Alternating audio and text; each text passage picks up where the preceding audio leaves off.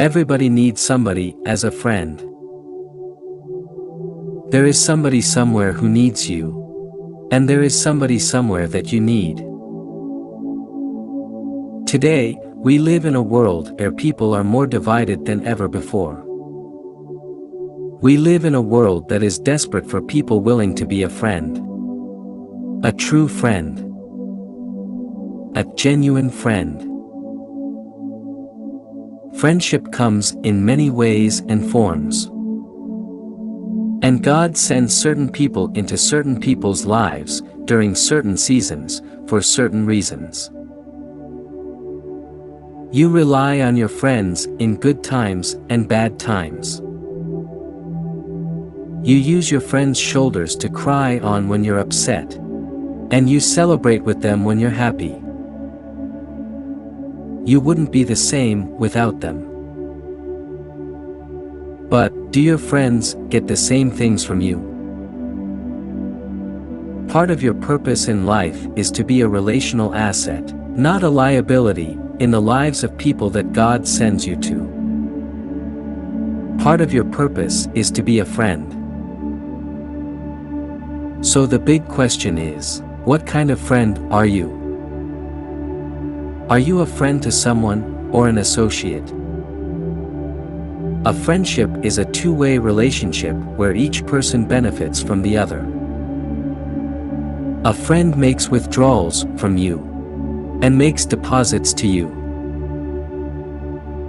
You make withdrawals from them, and deposits to them also.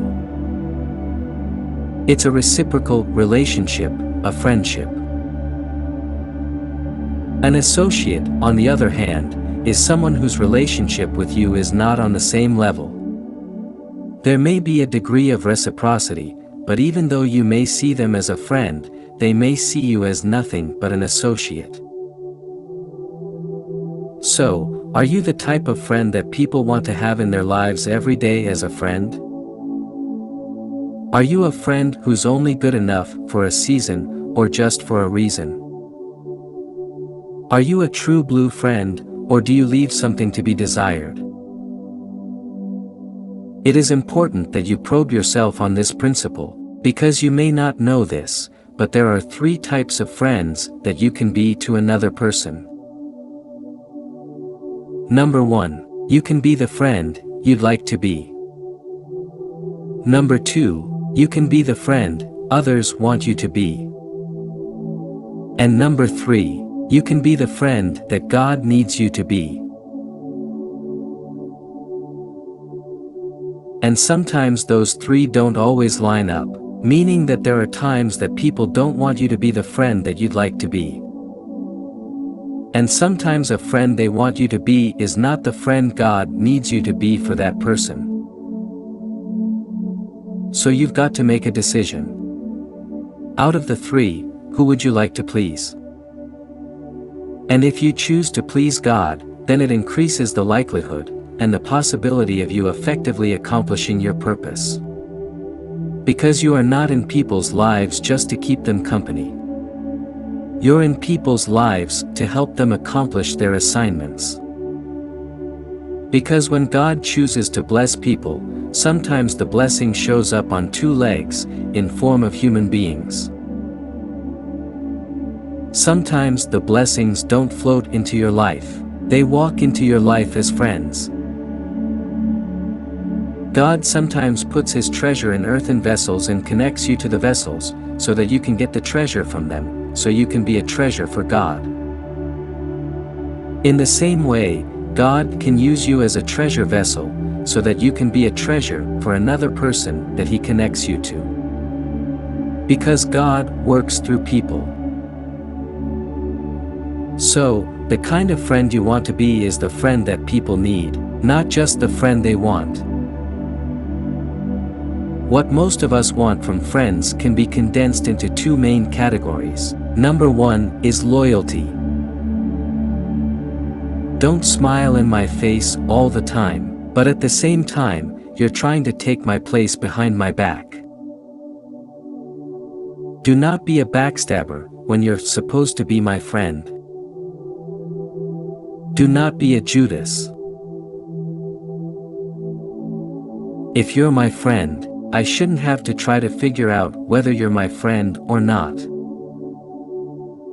I shouldn't have to become a detective to figure out what's going on with you and with our friendship.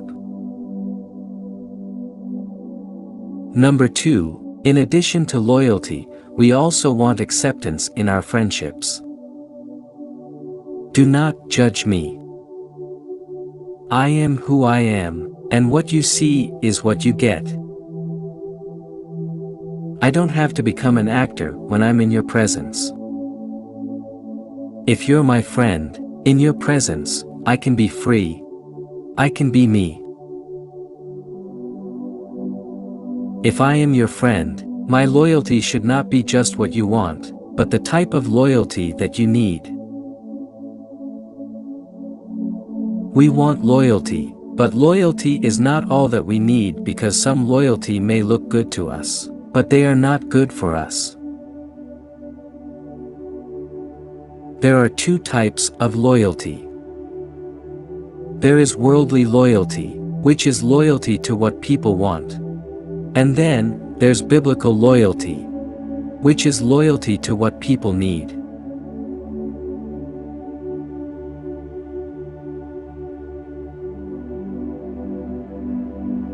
It's not everything that people wish for that is good for their well-being.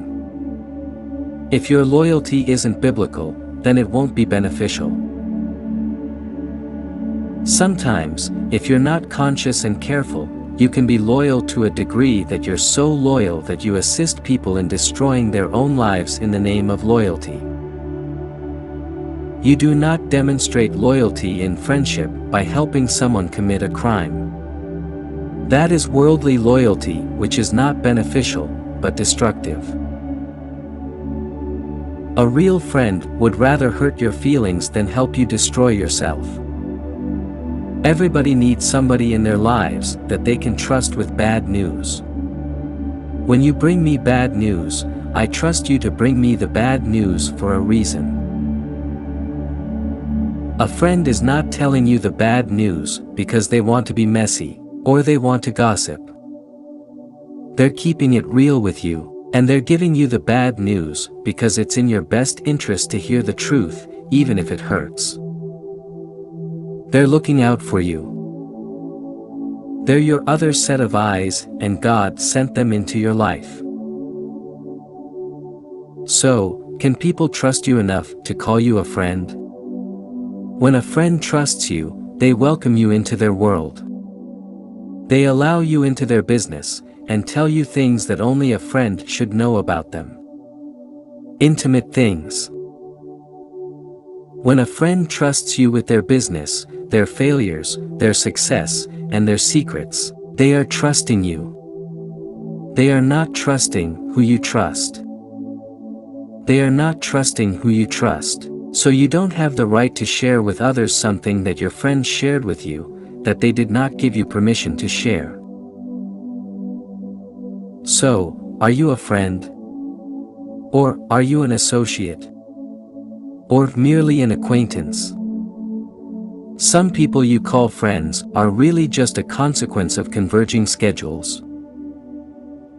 So, you work together with someone, and you think you're friends because you're together every day, all day, but you're really just a consequence of converging schedules. And you'll be able to tell if you're really friends or not, if when your schedules change, what happens to your relationship. What happens to what was supposed to be a friendship when your situations change? People sometimes get fooled into thinking that someone who's an associate is a friend. When schedules change at work, you'll discover that some people you thought were friends were actually just associates. So, what characteristics should you possess to be a friend? Number 1, you should be a friend who has an unshakable character. An unshakable character is more important than loyalty.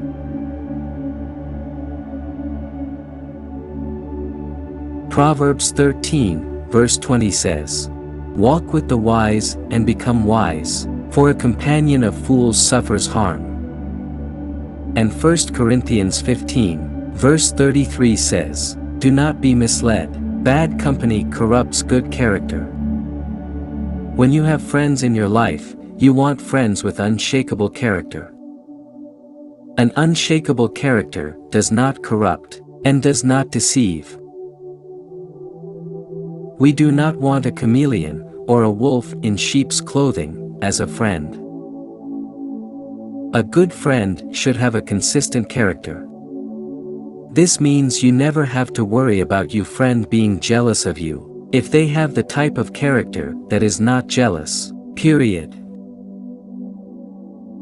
You never have to worry about someone stealing from you, if they have the type of character that doesn't steal.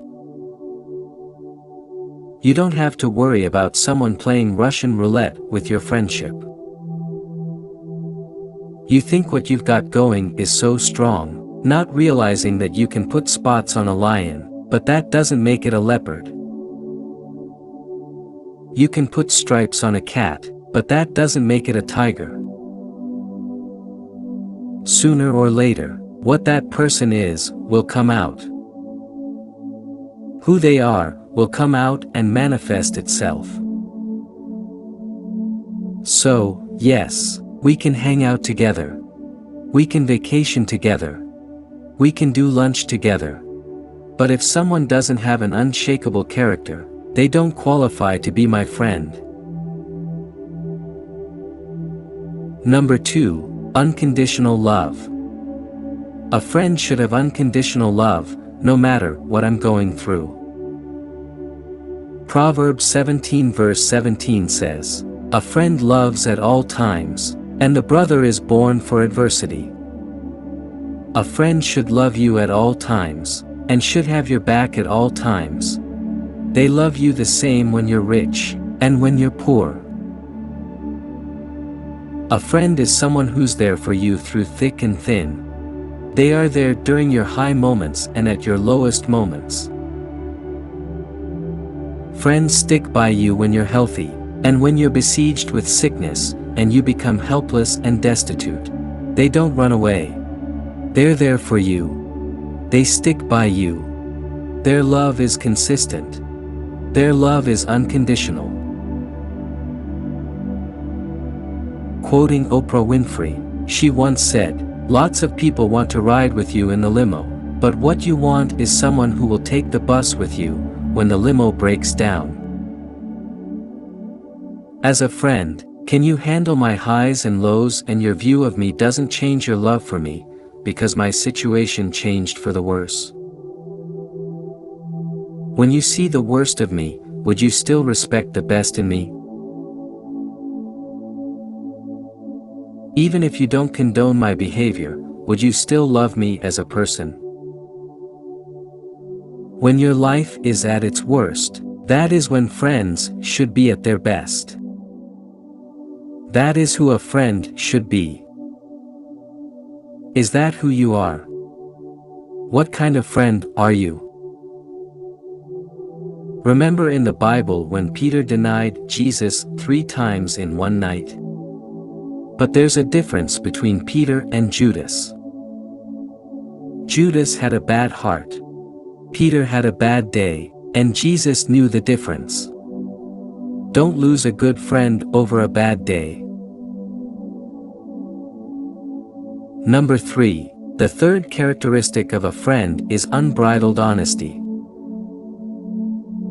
To be a friend, you should show unbridled honesty, no matter what. Proverbs 27 verse 6 says, "Wounds from a sincere friend are better than many kisses from an enemy."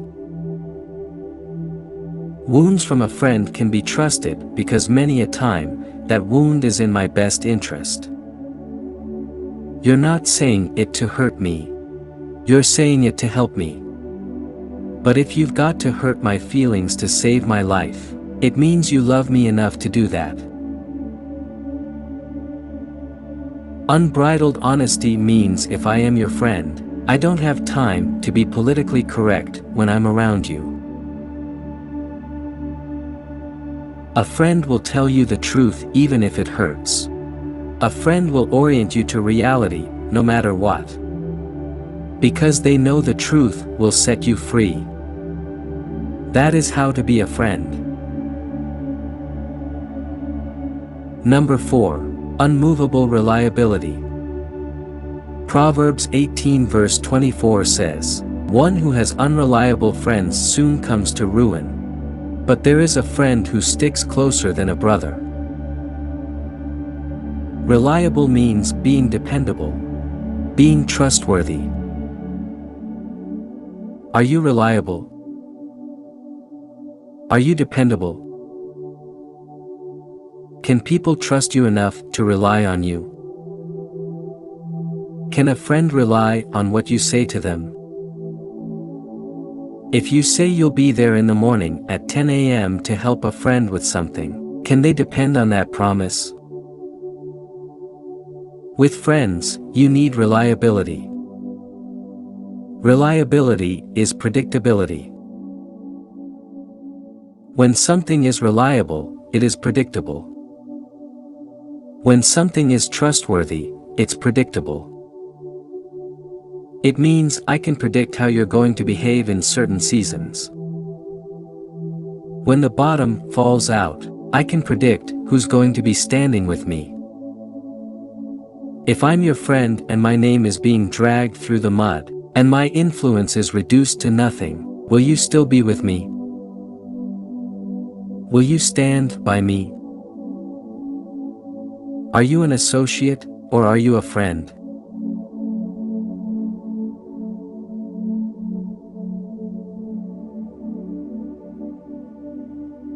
Many of us are hurt all the time because people we consider as friends are consistently unreliable and undependable. We have friends who constantly make promises that they rarely keep.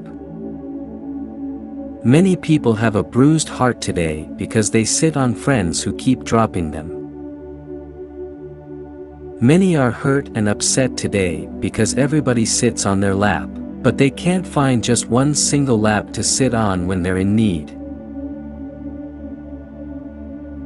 Some people have a whole bunch of people they call friends, but in time of need, they bring out their phone and scroll through the hundreds of names of friends in their contact list, and there's not a single name on that list that is dependable to help them in their desperate moment. Number 5. Unceasing encouragement. What kind of friend are you? And who is a friend?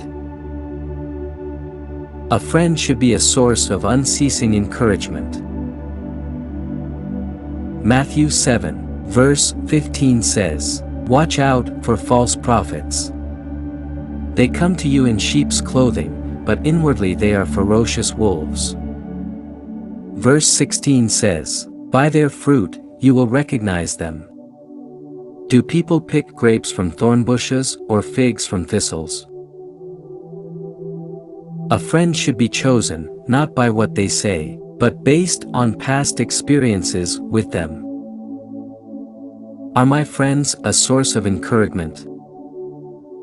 And do they do what they say they'll do? Do not place people in the category of friends based on their words. Put them in a category based on their fruits, their actions, their dependability, their reliability. How do people categorize you as a friend? Ecclesiastes 4 verse 9 says, "Two are better than one, because they have a good return for their labor." Verse 10. "If either of them falls down, one can help the other up. But pity anyone who falls, and has no one to help them up."